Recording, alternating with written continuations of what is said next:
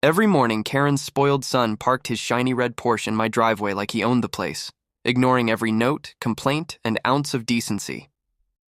I tried patience, rules, and reason, but arrogance has a way of waking something darker in you.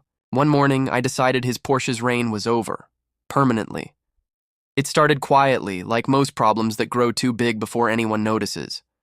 The first morning I saw that red Porsche parked across my driveway, I thought it was a mistake. A guest, maybe. Someone new visiting the neighborhood. But the next morning, it was there again.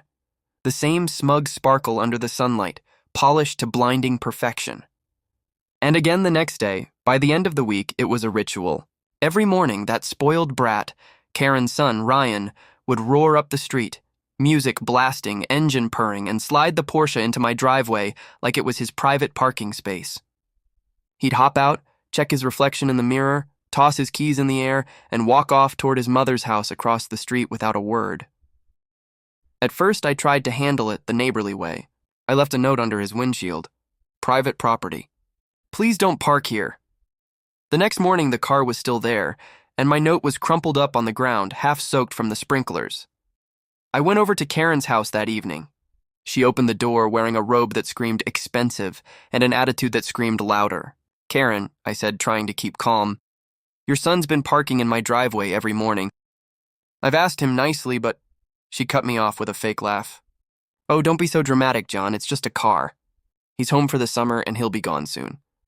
"Gone or not," I said firmly, "he's blocking my car every morning. I can't get out for work." She rolled her eyes. "Then wake up earlier." And she shut the door. That night, I stood by my window and watched as Ryan returned. He parked halfway up my driveway, revved the engine like he was performing, and sauntered into his mother's house. My stomach tightened. My jaw clenched.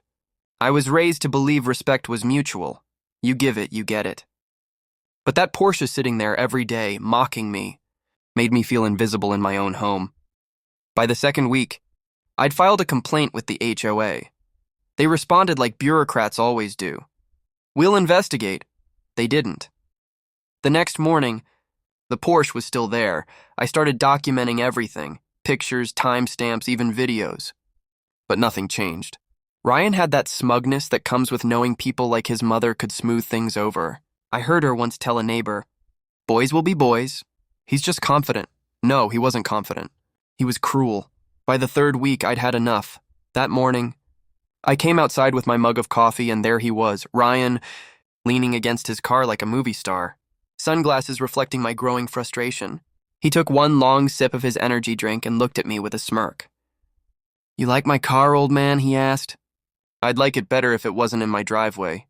He grinned wider. "It's just a driveway. Chill out." Then he tossed his empty can onto my grass and walked off. I stood there for a long time staring at that can. It wasn't about the car anymore. It wasn't even about the driveway.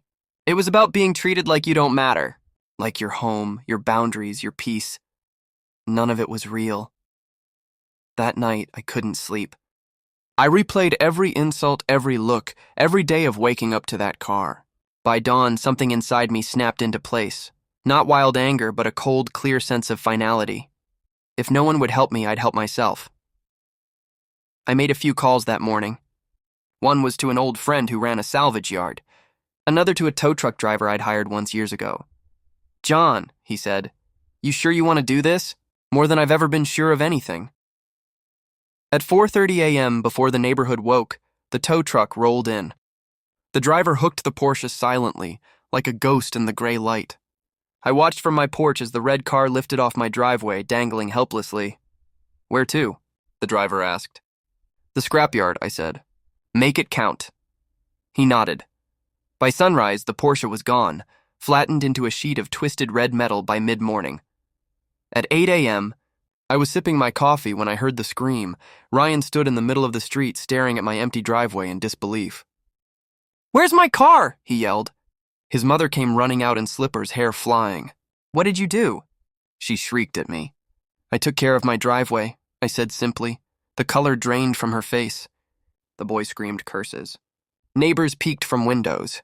And for the first time in weeks, my driveway was empty. Beautifully, blessedly empty. It didn't take long for the police to arrive.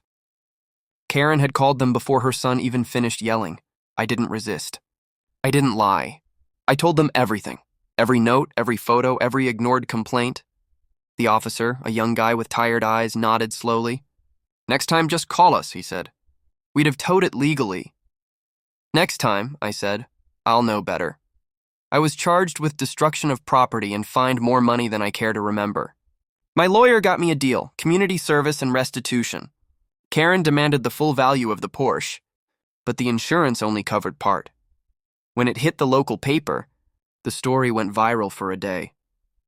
Local man crushes neighbor's Porsche over parking dispute. Half the comments called me a hero. The other half a lunatic. The truth is, I was neither. I was just tired. Tired of asking nicely, tired of being ignored. During my community service, I spent weeks repainting graffiti, fixing benches, and cleaning up trash. It gave me time to think and oddly to breathe again. There's something about doing work that repairs the world, even in small ways, that makes your anger shrink to its proper size.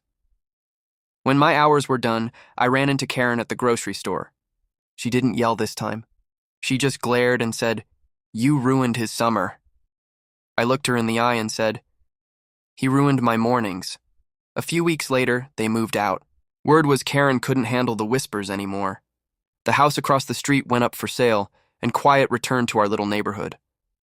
Now, every morning, I step outside with my coffee and look at that clean, open driveway. I don't feel proud, not exactly. What I feel is peace.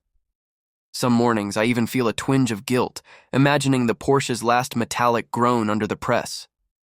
But then I remember his smirk, the crushed notes, the way Karen laughed in my face. That car wasn't just a Porsche. It was a symbol of arrogance, of entitlement, of how some people think the rules don't apply to them. And sometimes, symbols need to be broken. If there's a lesson in this story, it's this: never mistake kindness for weakness. I tried patience, I tried decency, I tried every civil way I knew. But when those fail, and your peace becomes someone else's playground, you either stand up or get trampled. That morning, I stood up. And I've had my driveway and my peace ever since.